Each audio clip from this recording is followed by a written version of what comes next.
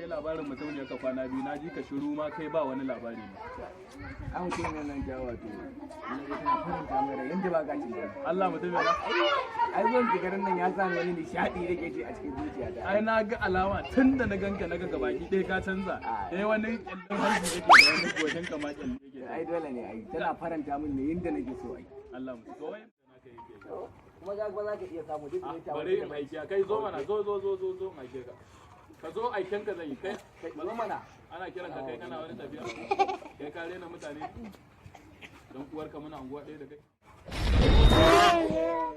Yaro kawai wai an kirawo yaro ta gaddama yara ana zaune da su. Wane ne daga ciki waye ne? Wane wannan ne? Let's go!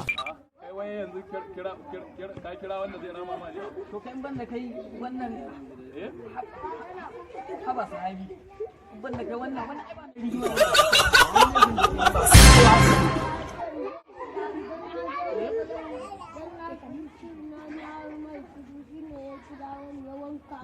Yanzu kai ka zo ka rama masa ne gogo ya. Ai ni yanzu ai matsala